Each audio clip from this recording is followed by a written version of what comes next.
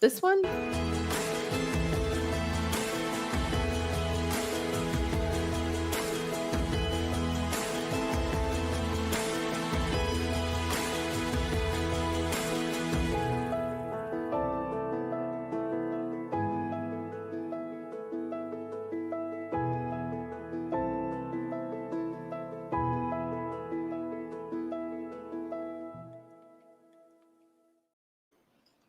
Welcome to this episode of the Antichrist. It is part of our ongoing series where we're talking about the events of the last days and what will materialize as we move to year 6000 Yah, which is just 8 years into our future. We're here with Leah. We'll bring her up, I'm sure, on screen momentarily as part of this program. And it is an amazing experience that we have just experienced together, to use experience there 3 times now in one paragraph, and that I have been expanding what can be gleaned from what Yahweh revealed in Numbers 11, 12, 13, 14, and 15. And while it is a hysterical, it is a hysterical, little. It really is. That was a Freudian slip there. It is a hysterical Yes, narrative. All of it is hysterical. Hysterical and historical. And also historical. Yes. The two combined. It is also prophetic and riveting in its prophetic implications.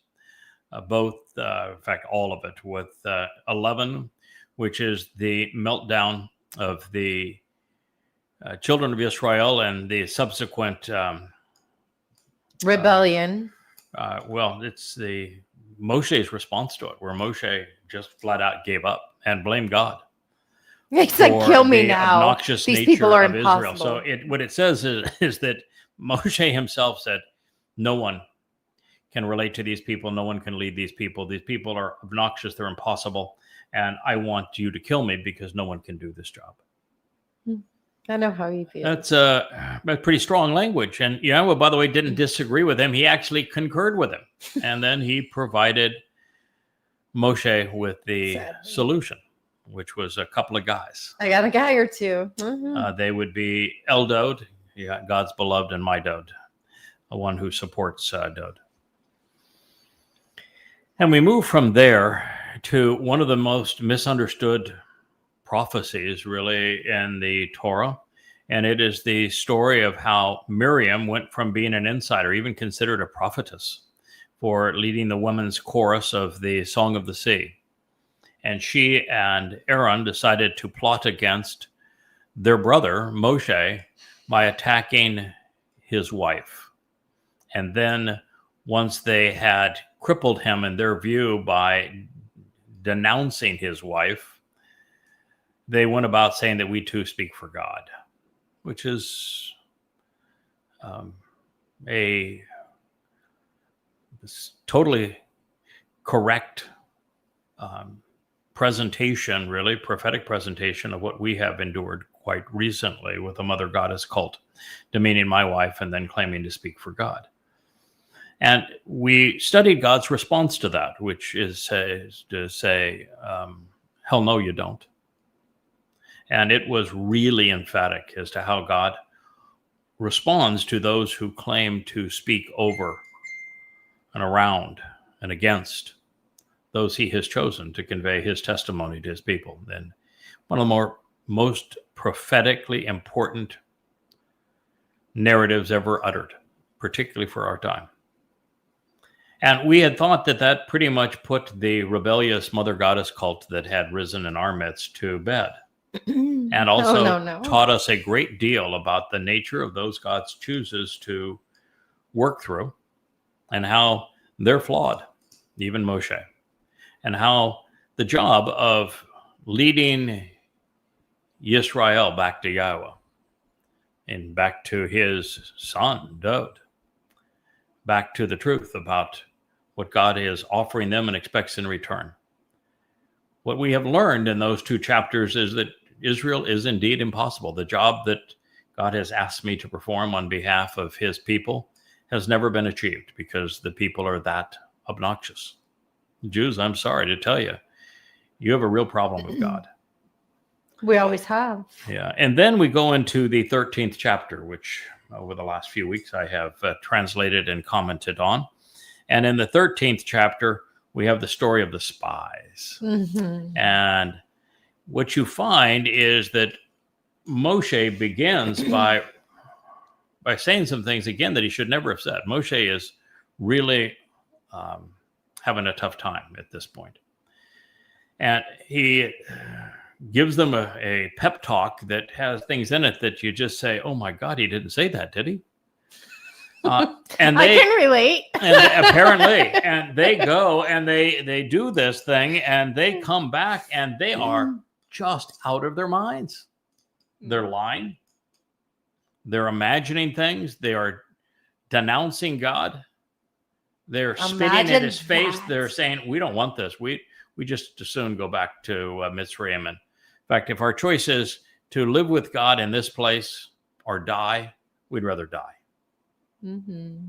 And we want to go back to Mitzrayim. And then you go into the 14th chapter, and they're grumbling to Moshe again and saying, we don't want you anymore. We want to pick our own leader. And they tell him that essentially we despise God. And then you finally have two guys that stand up. Caleb is the most articulate of them, and he has this whole speech about, if God can still accept us and tolerate us based on all we've just said and done, then if he is with us, we don't have to worry about the people in the land. That God's given it to us. He'll be with us. We'll be fine. Let's go. The land is beautiful. And then they are challenged by one of the spies who just absolutely trashes them and trashes the land and trashes Yahowah and is just belligerent and obnoxious towards God. And unfortunately, he represents virtually everyone in the audience because they all speak with one voice. And they decide that they want to stone Caleb to death. That's how angry they are. It gets worse and worse and worse. And finally, Yahweh says, okay, he hasn't been there to be seen. And he shows up in significant power and the tent of the restoring witness. Imagine that. And that distracts them from stoning Caleb, of course, and Yosha. And what he says, it's hard to imagine coming from God.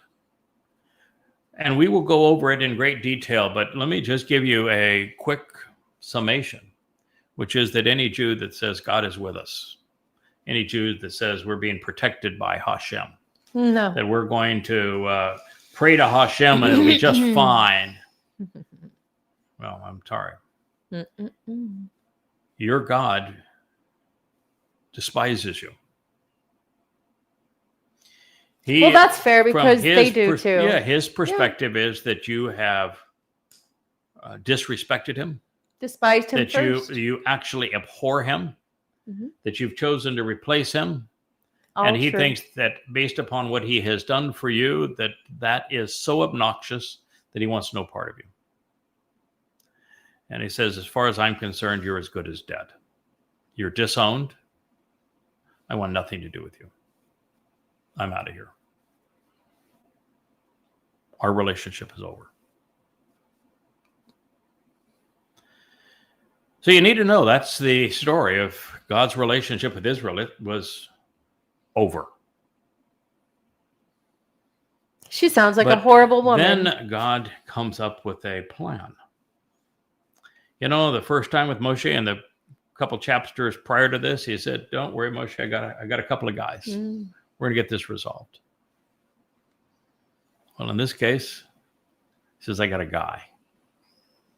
One guy. I'm going to fix this with one guy.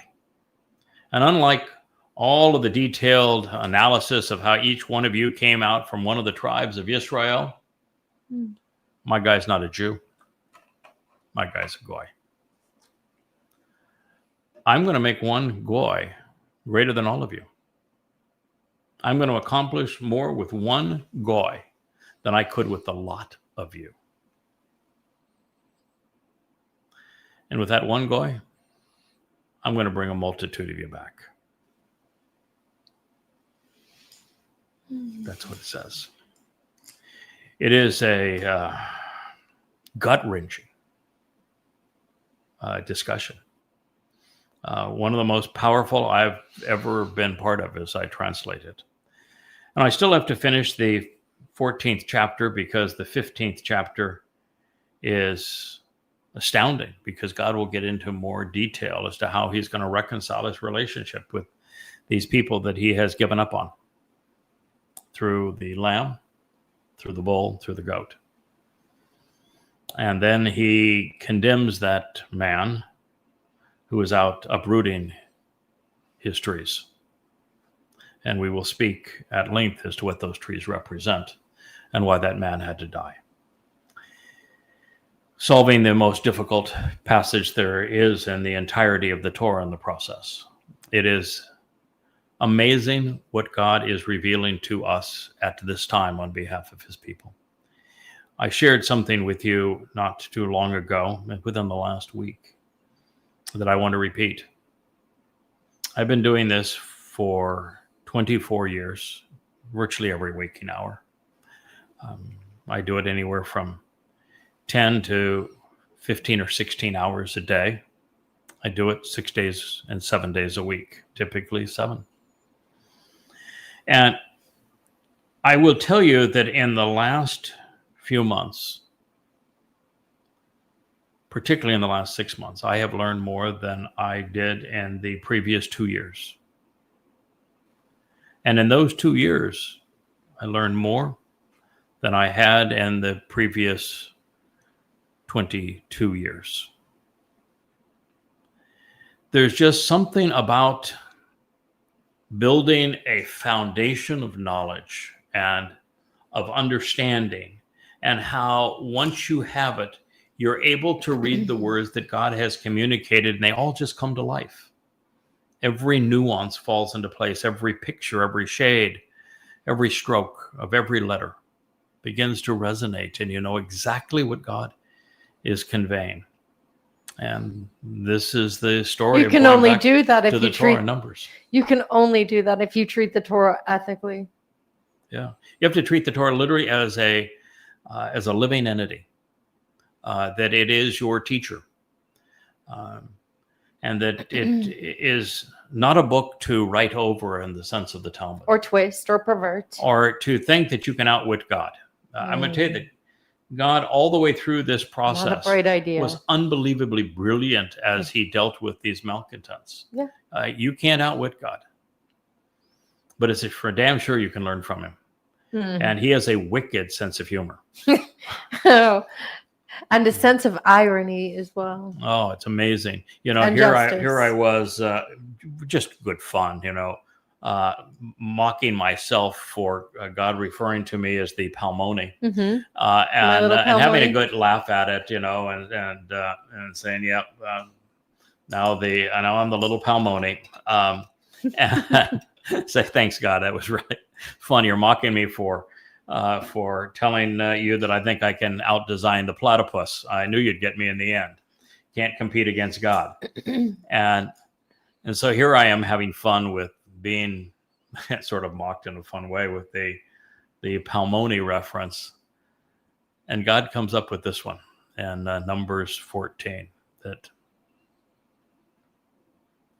is beyond anything I could have ever imagined. It goes so far, and we will prove it when we go back there, as to say that Yisrael, Jews, God is absolutely and unequivocally not with you. And he is absolutely and unequivocally with me.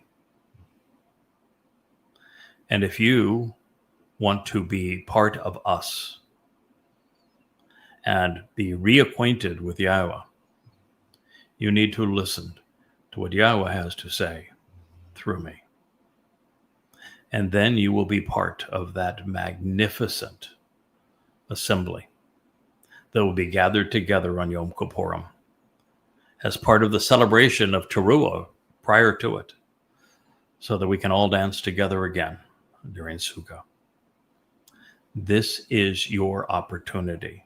And if you continue to be belligerent, if you continue to pretend that your Hashem, your G-D that you have made up is with you, you will not be part of those who go forward in time. All right. So with that lighthearted introduction. Wow, very lighthearted indeed. Yes. We're Well, going I have this feeling that many Yahud who are just simply so enmeshed in their rebellion and hatred for Hashem, the name, first of all, bamboozled by our leaders, religious and otherwise. And, we're going to keep on doing the same thing we dig in. We dig in. That's what we do. And we're really good at it. Yeah. It's an unfortunate thing because we're capable of so much more. God, in that passage in Numbers 14, actually says that one goy will be greater than all Israel. And he doesn't say that because he wants one goy to be greater than all Israel. It's because the one difference in that one goy and all Israel is the one goy was willing to listen. If you ask this Yahud, to me, you are greater than all Israel, because every single one of them are in open rebellion. So it was a very clear statement that one goy be greater than all of Israel. And his greatness isn't because of him, although Yah was very good at sharing credit. He would do one thing that Israel would not do. Actually listen to God. In Debatim, where it says that, listen, Yisrael, Yahweh is your God, Yahweh is one. And Israel has turned that into a prayer where they screech Adonai and remove Yahweh's name. Yep. And rather than listen, they cry. Like a little punk. It is the epitome of what the problem is. Yes. And when Yahweh says that one goy will be greater than all of Israel, that goy is not in a position to brag because it's a very low bar. You have set a very low bar. That is true. You have rebelled against God. You have upset him. You have denounced him. You have done everything you could to rebel against him. And he happens to be God and doesn't appreciate it. And then you've spit on his son, and he doesn't appreciate that either. And so what we learn is that God couldn't save Israel through Israel. You were too far gone.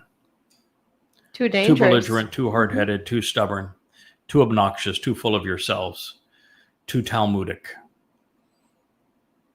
And that God literally could not save you from yourselves.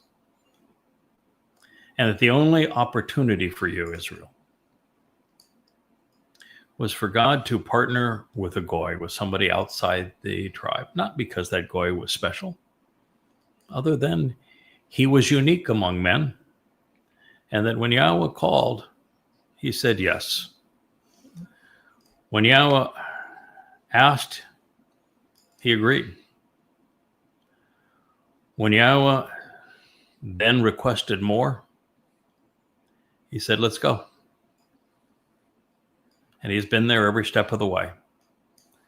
And he continues to learn. He continues to share. And with the seven spirits of Yahweh, he is really no longer just a man. He is hope.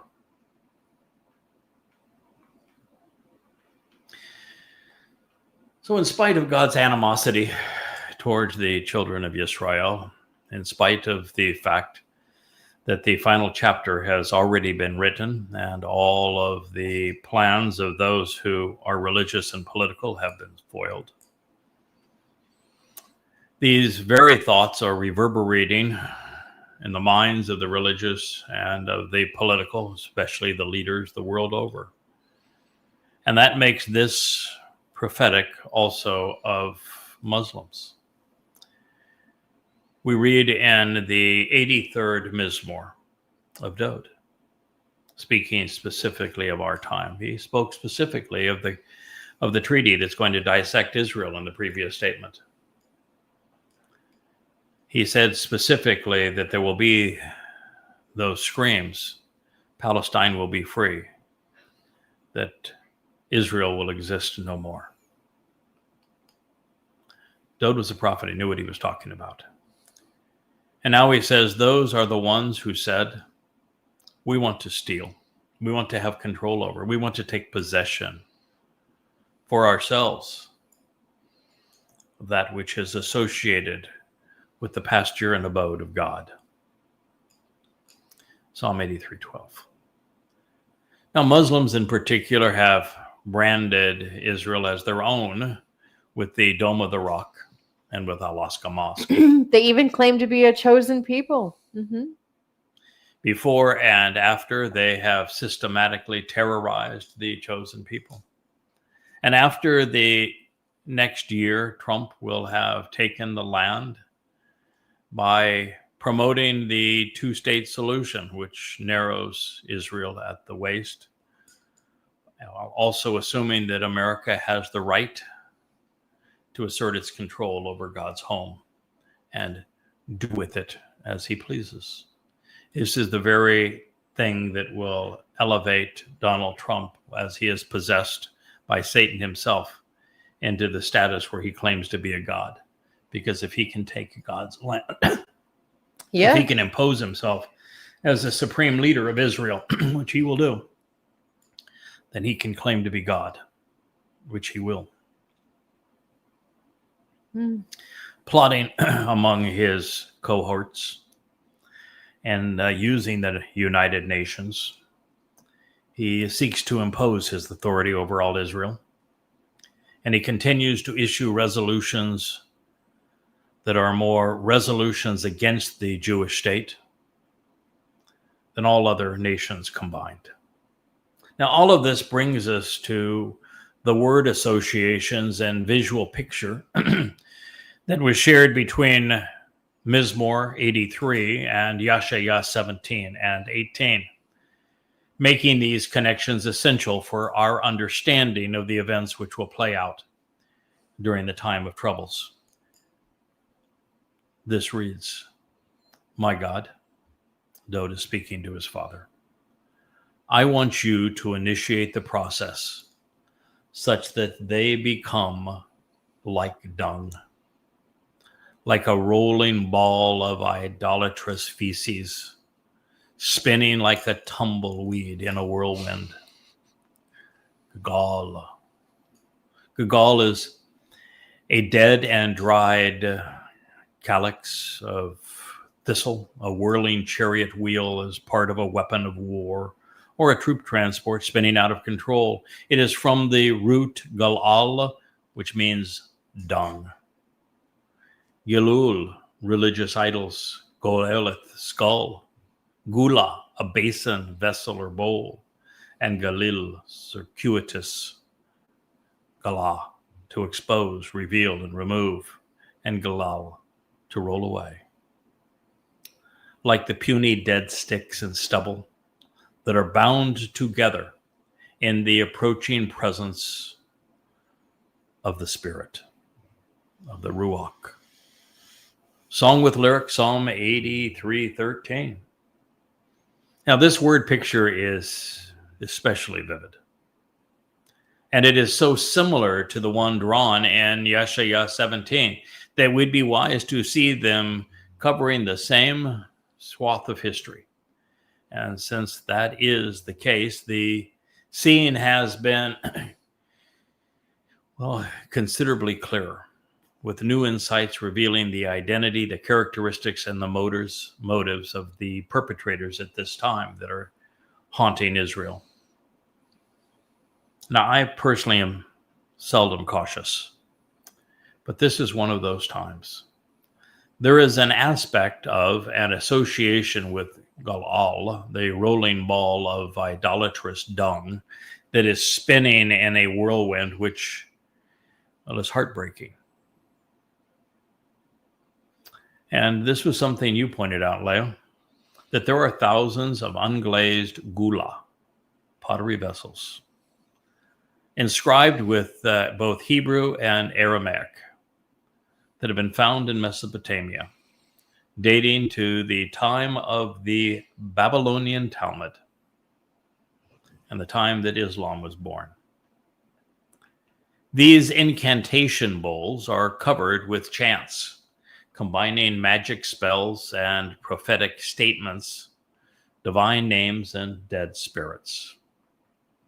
Many gula have been found with Golgolith skulls inscribed on them. They were used to frighten off evil spirits and to enlist the help of demons, to harm adversaries or find love or money, as the case may be. They were even decorated such that they are pictorial representations of the desired spells around the bottom quarter of these gula. Many, if not most, intermingle Torah and Talmud stories with Babylonian religious myths and Greek Gnosticism. Sadly, not only is the Babylonian Talmud riddled with these same myths, magic spells, and incantations. You missed one, G1. What about the Golem? Oh, that's a huge one. Big Hebrew campfire story. Yep, Golem. So these same Talmud myths have become the principal basis of Judaism. Mm-hmm. The Talmud contains stories about demonic encounters and of rabbis using magic spells to harm and heal, demonstrating the words found on these gula were woven into the religious culture of the Jews at the time that the Babylonian Talmud was being codified. The same demons solicited in the Talmud, such as Ashmedai and Lilith, also appear on the gula clay vessels. And by the way, they also made it into the Quran and into the Islamic Hadith. Ain't that something? Yep. This is particularly distressful because these same rabbis are indeed responsible for Islam's Quran. Without them, the Quran doesn't exist. Without them, Islam doesn't exist.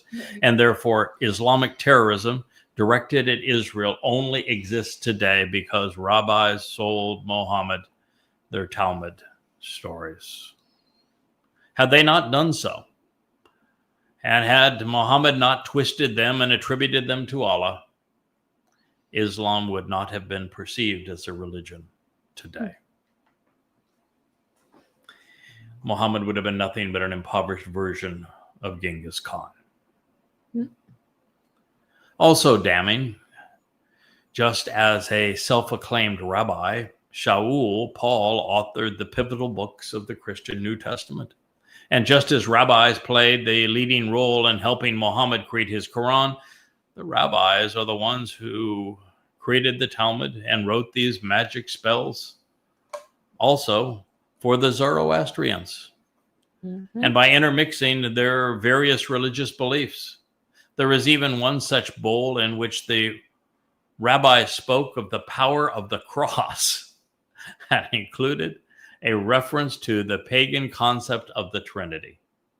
Isn't that something? All to market the gula to Christians. Mm-hmm.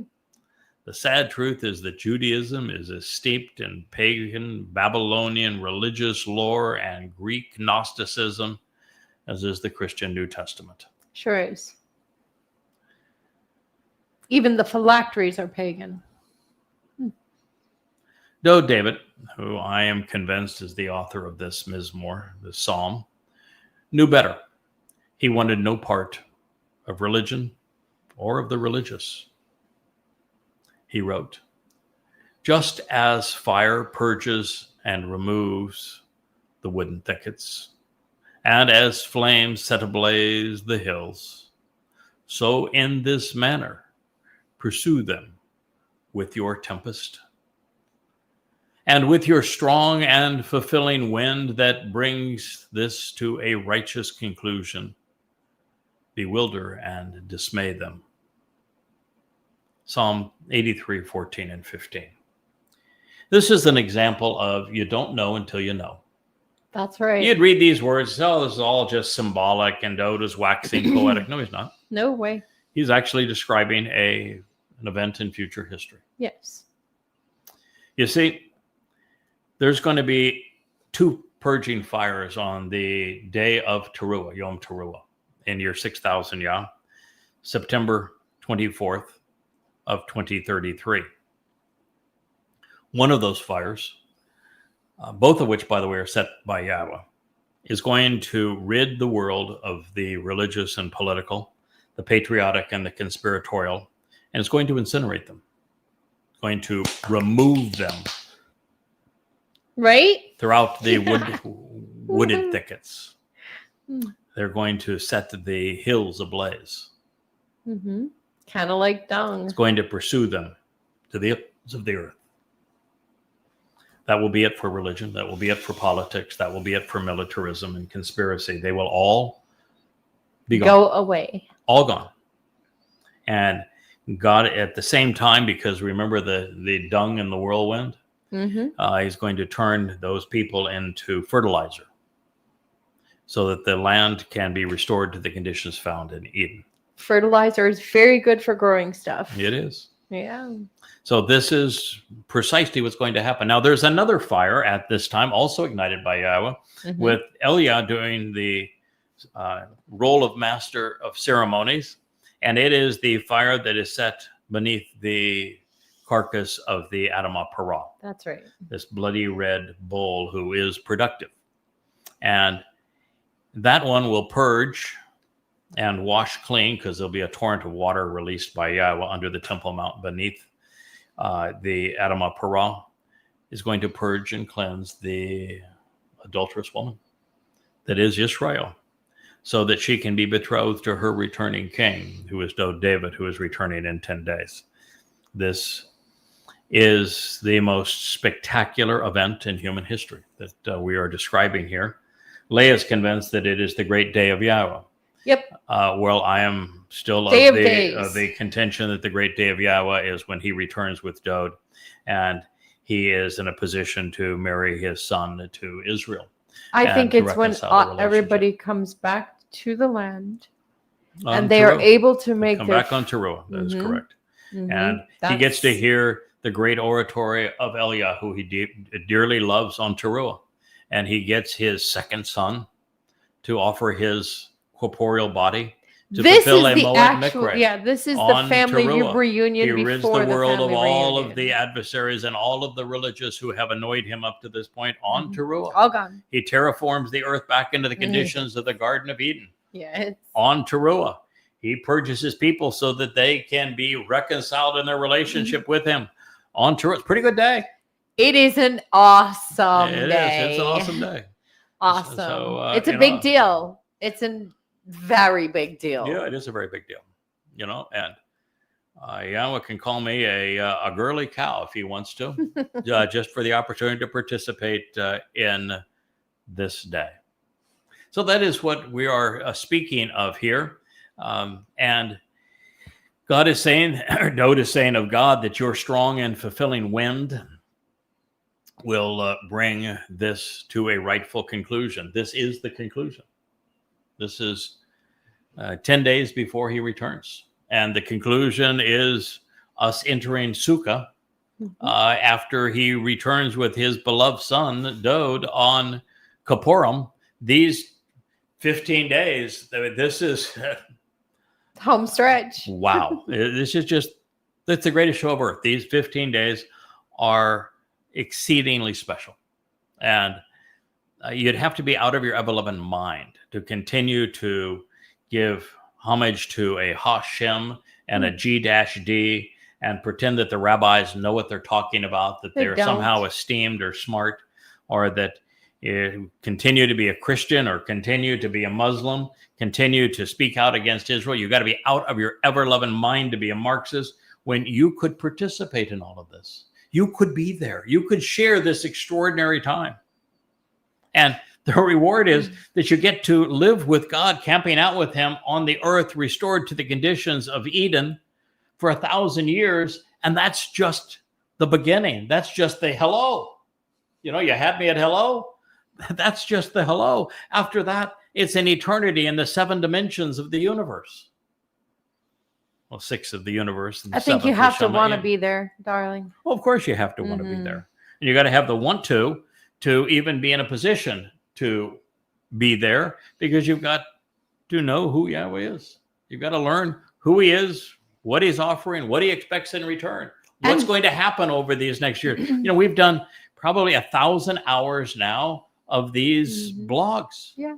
And we have written 25,000 pages. You can see these books behind me. Written 25,000 pages of information on coming to Yahowah. You got to read. You got to listen.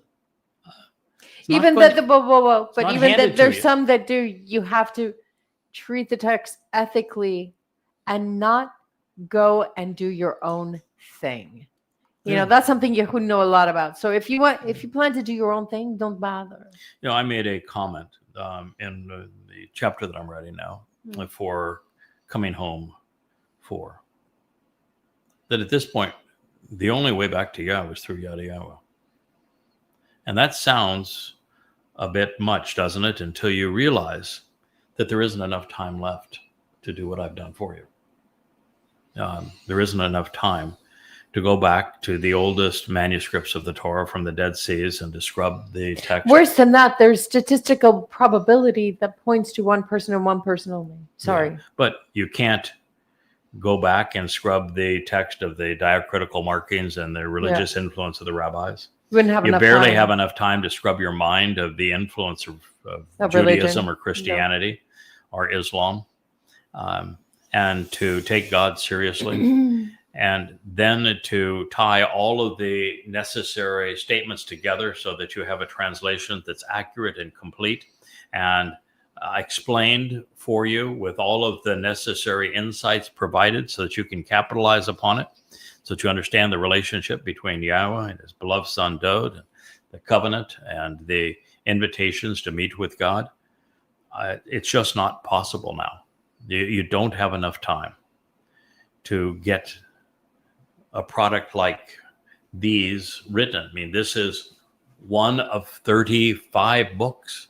And look at this. I mean, it's 825 pages. It'll take you a year just to read it all. Well, with amplified translations where you have the opportunity to see in bold what is the key element that is being communicated, and the parenthetical, the ability to check and validate the Hebrew word to see to it that it's accurately rendered, and then an expanded version of that so that you know even more about what God had to say, and then an explanation further down of what all of those words mean relative to everything else God said.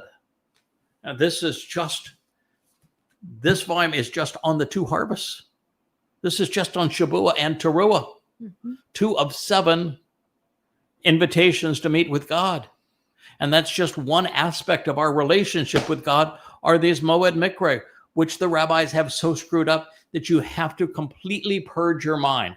You have to go back to the point where you say, I know nothing. Yep. You have to forget even total reset what you think Passover means. Yeah. Start or all any over, of it. because Passover is not the beginning of the Exodus. Passover is not the doorway to freedom. No. Passover is not a 7-day holiday. Nope. All of that you have to discard. Passover is the doorway to life. Matzah is the time of freedom, and it's away from religion and politics. And Passover is part of matzah, not the other way around. That's right. And it's on matzah that your guilt, religious guilt, is removed from you and taken into Sheol, never to be seen again. And that leads to Bikurim, which is firstborn children, all of which were fulfilled by Yahweh's Bakor, firstborn son, in year 4000 Yah, 33 CE. Now, none of that is conveyed in Judaism. None of that is conveyed in Christianity. All of that is conveyed by God. So you just don't have enough time to put all these pieces together. I've been working at it for 24 years, 100,000 hours to give you this gift because this is what Yahweh wants you to know. Well. Where can they find those books? Yahowah.com. Mm-hmm. All over this site. You can see it here on the blog. Let's see, right there. So it's the opposite direction here on the screen that you would naturally think, but I got it there, right there. Yahowah.com, right there on the screen. And you'll find that all of those books are available and page turners, easy to read on your phone, your computer, your television, a tablet, laptop, you name it. It's there for you. And it's even integrated with these blogs so that you can listen as you read. So with your strong and fulfilling wind that brings this to a rightful conclusion, this is the conclusion. This is the last 15 days of the world as we know it. And matter of fact, Teruah marks the end of the time of Jacob's troubles. This is the beginning of forevermore. This is the beginning happy time. Happy ever after. You know, the old line from so many of the wonderful children's stories, happily ever after. Yes. This is the beginning. It's the first day of happily ever after. Yeah. And it will, of course, be wonderful for those who are included, and it's going to bewilder and dismay the religious and the political. So this is actually prophetic of the way Yahweh has promised to incinerate the religious terrorists besieging Israel on Teruah in year 6000 Yah. And if you are part of that Jewish community again, and you think that you are 197 years away as opposed to 8 years away from year 6000 Yah, surprise, surprise. You listen to the rabbis. Maimonides was an idiot. Yep. He based his timing not on the Torah genealogies, not upon Dode's explanation of when he was not fulfilled, upon anything Torah. No. So that I know exactly when these things are going to unfold, because I've done the study and I trusted what Yahweh had to say, and particularly what Dode had to say prophetically. He based his on the sanctification of the moon. Yep. And the magic number 19, because, well, he was beholden to the Muslims, and that's their magic number. And of course, you know about the sanctification of the moon in Islam. So he was a bunch of loonies. He was off by 197 years. And oh, by the way, his 13 principles of Judaism, every single one of them is horseshit. Yes. Sorry. Thank you. Okay. So the religious, the political, the militaristic must be purged for life to return to the joy experienced in Eden, and God's going to do that. Unlike God's children who revere and respect him, Yahweh's foes will come to fear him. And yes, before they are judged and condemned, they will be confronted with the name they have denied and they sought to obfuscate. Removing Yahweh's name from his testimony and common vernacular of the religious mindset is the single most shameful thing the religious and political have ever done. Oh, yes. And so Dode's not pleased with them. And the thing I like about Dode and thing I like about Yahweh is no nonsense. Very much. He is not accommodating. He doesn't want to save everybody. Thank goodness. He is not trying to fix this situation. It says, fill their damn faces with shame, such that they finally inquire about your name. That's right. Even Wookie agrees. Yeah. Okay, Wook. Even That's smart Wook of you. agrees. Wook is a good listener. Wook's going to Shamayim. Got a reservation there, pal? I got a paw on the door already. Yeah. I know a guy. Yeah, he does.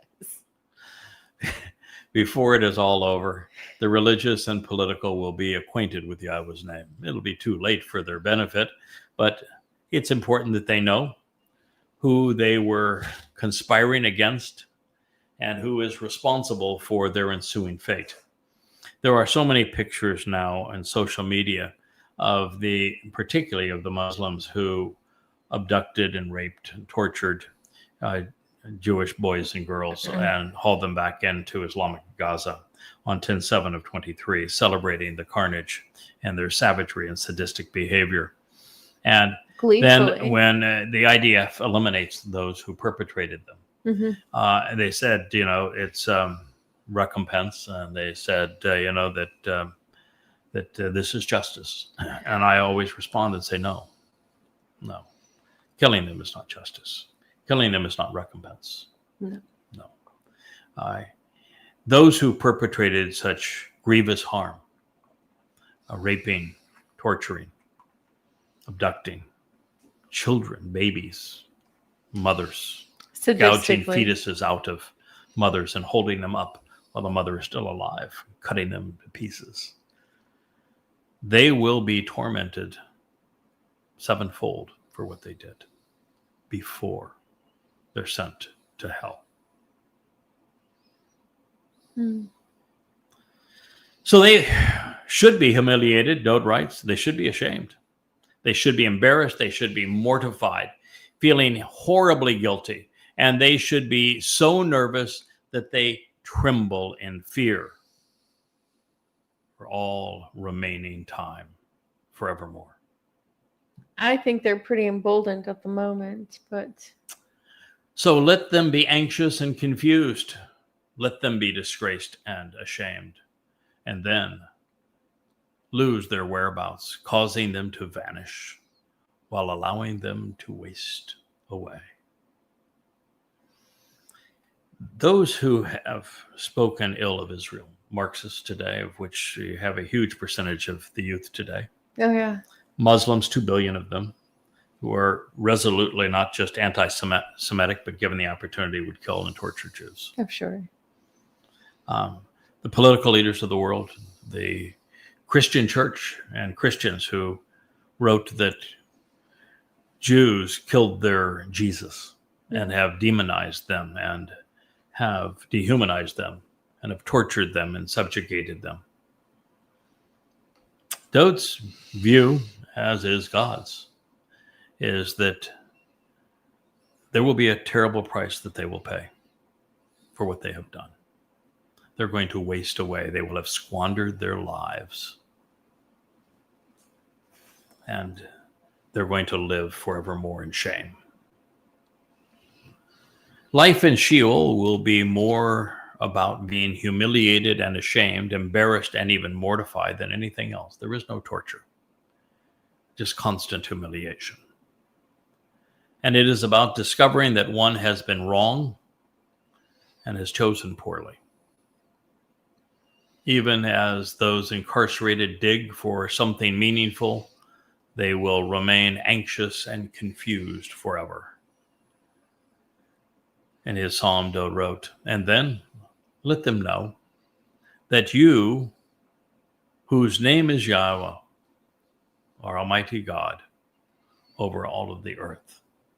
Hear that look? Yahweh. That's right. Is God. And until you know that and proclaim that, you have no idea who God is. Your Hashem is not God. Your GSD is not God. Your Lord is not God. Your Lord. Your Jesus is not God. For damn sure your Jesus and your Allah is not God. Yahweh is God.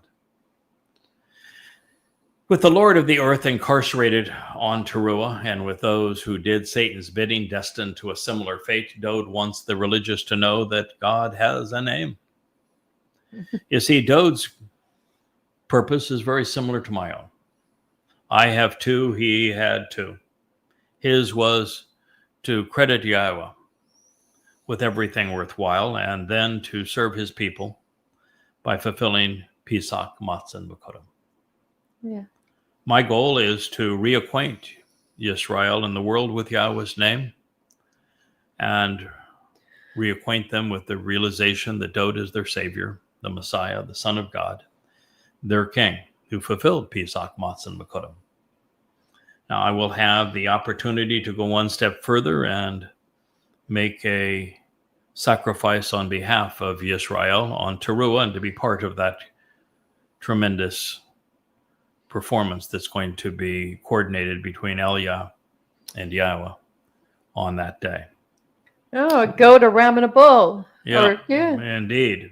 But for this day, my job is simply to act like the moon, an inert object that, well, not so much inert. It does spin around the earth, doesn't it? But an object that's inanimate and that doesn't create any of its own light, but it reflects the sun's light, particularly in the darkness hours. And the sun represents Dode, and he is the greater luminary. And the moon simply reflects everything that's important to know about Dode. I've always been in love with the moon personally. If you don't have it, do you know how awful it is? How Like, dark and it is I at used night. to live in a jungle, like a real jungle. Mm-hmm. If you have no moon, it's very dark and you don't see much. Clearly, the moon has value. Oh yes, It's just that it's particularly at it night. is a pale reflection. It is of a the pale sun. reflection. We know our place. It's lovely to have it on a dark night, Mhm. though. So as we move back into Daniel and we open the 8th chapter, we return to Hebrew because we have previously been struggling In Aramaic. with Aramaic. Yeah. And while there is lots of commonality, I will tell you that my Aramaic stems and conjugations and vocabulary isn't quite up to the snuff of what I have learned over the past 24 years in rendering the Hebrew as accurately as possible. But we are now back to our good friend, Hebrew. And as we press ahead, future history is being revealed and explained so that we understand from our past what will transpire in our future. History repeats itself Oh yeah. because far too few learn its lessons, and we will not make that same mistake. This is the beginning of Daniel 8. In the 3rd year of the reign of Belshazzar. Belshazzar is from Bel, which means the Lord. Protect the king. Commonly transliterated as Belshazzar, the last king of the Neo-Babylonian Empire, 556 to 539 BCE. The ruler, a communication appeared to me. I, Daniel, which means my God is judgmental, had it shown to me after the previous one. Daniel 8:1. So now it's 553 BCE. Daniel is still a prisoner in Babylon, although as a result of his literacy and intellect, he is an advisor to Belshazzar, a conniving, money-grubbing, and murderous usurper. By this time, however, he knew that Babel's days were numbered. The demise was imminent. The extravagantly adorned city-state was doomed because it had institutionalized religion and had integrated it into the government, not unlike the Catholic Church for a few hundred years, or For most more of correctly, history. about 1800 years, Yeah. or even Judaism in Israel today, Mhm. and Islam in some 55 different Islamic majority nations. Although in its death, this maggot, adorned in butterfly wings, would spawn a stream of evil that would flow well beyond the banks of the great river. The political and religious metamorphosis would transpire over 900 years, with the most diabolical monsters evolving out of Babel's hideous shadow. And you know the most direct legacy of Babel is the Bible. Written exactly the same way in Hebrew, means to confuse and confound. And the by story, intermixing. the storyline, the narrative is so, oh my God. Babel is from Ba, and Bel, it means Yes, with with the the Lord. Lord. And the Lord is Hasatan. Mm-hmm. As we have noted in Daniel's case, he was principally a reporter. He could not fathom what he had seen, never did. It would be left to us nearly 2,600 years later to interpret the images he had observed. So on this occasion, Daniel isn't retiring for the evening, lying on his bed at night, seeing the revelation in his head. He has been taken to the scene of the action and is now an eyewitness.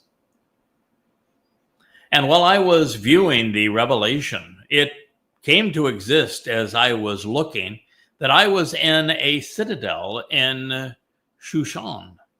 Shushan is exalted lily or lotus flower, a blue color of a large Egyptian water lily, which covered the walls really throughout Babel. It was considered sacred in Babylon. It looked like lapis lazuli, yeah. It's transliterated as Susa. It's the capital of Elam in modern southwest Iran. Mm-hmm. From Shush, to exalt, Mm-hmm. which was in the province of Shushan. Elam. Oh, Elam. Yeah. Elam, to conceal.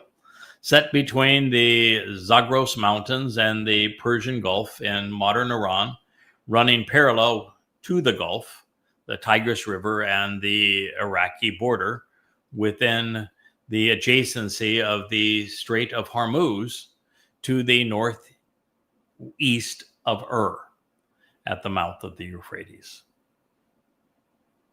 Then I saw that I myself was in the revelation at the waterway of Ulay. Daniel 8:2. Now, Elam is not well known today, referred to as Tamati by those who lived within the region. It was acknowledged in Sumerian and Akkadian, as well as Hebrew texts, as Elam, signifying that it was the name of Shem's eldest son, who is said to have settled there. Its history spans more than 2 millennia, from 3200 to 539 BCE. And they've never been able to translate the Elamite language. Nope. Nope. The community grew as a result of 3 tribes allying in response to a series of incursions by Sumer.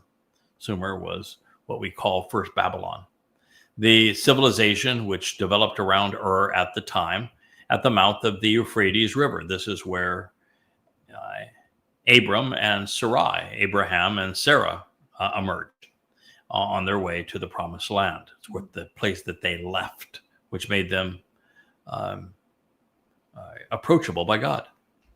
To venerate their gods, these people at this time built ziggurats to sun deities, and they carved statues to the Queen of Heaven, replete with fish and serpents. At their zenith, the Elamites successfully raided Babylon and reconstructed elaborate temples and palaces. Ultimately, the Elamites became the Romans, and they destroyed themselves through a series of civil wars with brother fighting brother. Ashurbanipal initiated the most devastating of these eternal conflicts, waging war against his brother, Shamash Shum Uken. After his victory, he described the citadel by saying, Susa, the great holy city, abode of their God, seat of their mysteries. I conquered, I entered its palace, I opened their treasures, where silver and gold, goods and wealth were amassed, and I destroyed their ziggurat of Susa. I smashed its shining copper horns. I reduced the temples of Elam to naught. Their gods and goddesses I shattered to the winds. The tombs of their ancient and recent kings I devastated. The guy was pretty full of himself. I exposed to the sun, and I carried away their bones towards the land of Asher. And I devastated the provinces of Elam, and on their lands I sowed salt. These fellows were nothing if not militant, covetous, and braggadocious. Trumpish, if you if you will, long before Trump's time. There was an interesting, confabulation is the Coppercon. There is an interesting footnote associated with the Shushan story, especially since this prophecy will highlight the rise and fall of the Macedonian Empire, while the next will actually detail the circumstances surrounding Alexander the Not-So-Great's death. Mhm. It was in Susa, circa 323 BCE, prior to Alexander's arrival in Babylon and subsequent death, that his most trusted oracle, that of the Swami Calanus, committed suicide by self-immolation. Prior to his fiery demise, however, the Hindu sage served as Alexander's spiritual advisor, his prophetic forecaster, and his intellectual muse. I think that if I was getting my giggles from a man that burned himself to death, I think I'd find somebody else. I would think that the clown jester, the ultimate joker and stooge, would be better than a man that's going to go out in a blaze of glory. Brazen, during their initial meeting, Calanus actually commanded Alexander the Not-So-Great to strip naked if he wanted to hear what he had to say, a demand that might have led to his death had the sage not also said that Alexander came from Jupiter and thus was a god. An old man at the time, Calanus was more than twice Alexander's age, but that did not stop him from being the general's favored yoga instructor and conversationalist. Alexander was one weird dude. However, Calanus ultimately tired of the travel associated with the Macedonians' conquests. So just before going out in a blaze of glory in Susa on a pyre constructed by General Ptolemy, Calanus told Alexander, "We shall meet in Babylon." It was considered a prophetic announcement of the location of Alexander's impending demise.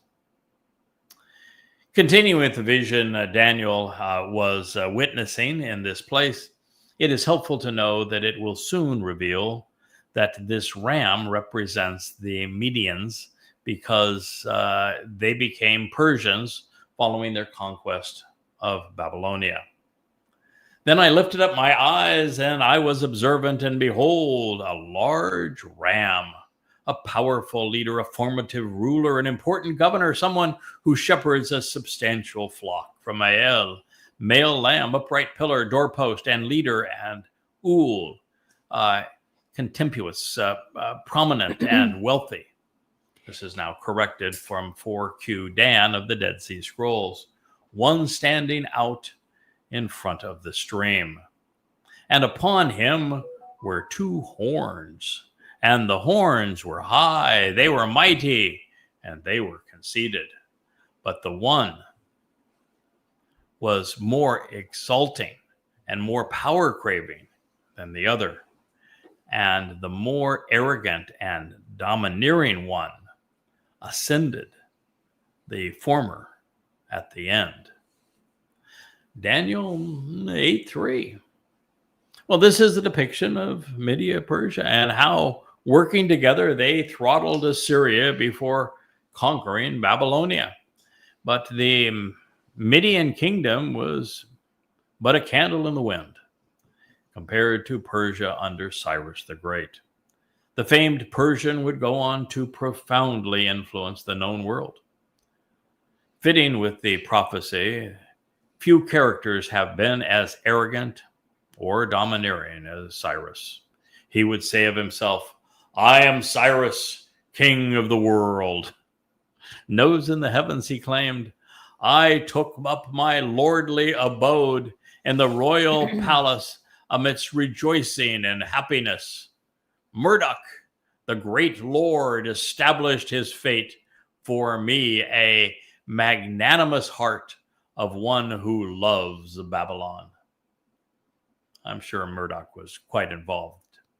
This is from the Cyrus Cylinder 539 BCE. lovingly brought to you by Marduk. Yeah, and their horns look exactly as described. There you go. Exactly. There's Mardukum, yeah, of Cyrus. Yeah, he was Incredible, huh?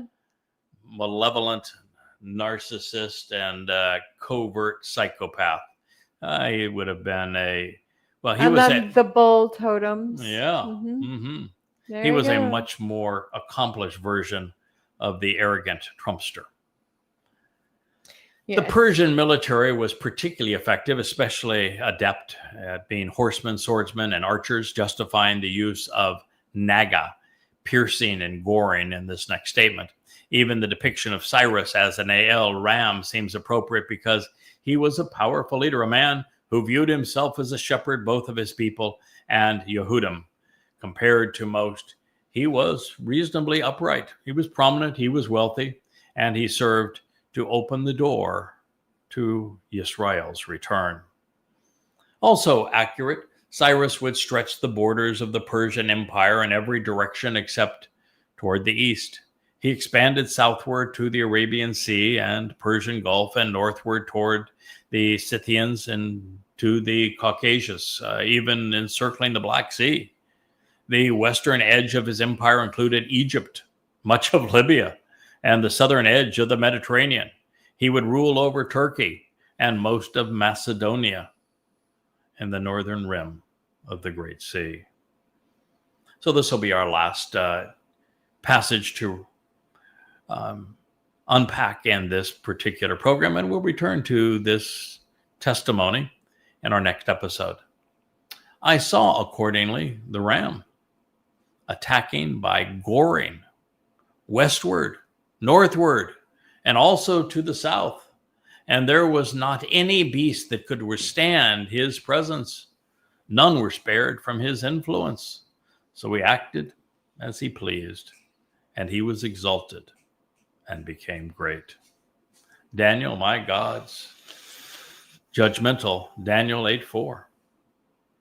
So in the Torah, sheep follow Yahweh's shepherds, while goats are typically cast into a bad lot and often represent an independent and rebellious, headstrong and aggressive attitude. While Cyrus was belligerent and full of himself, at Yahweh's request, he was generous towards Israelites, especially Yehudim, who were held captive in Babylon.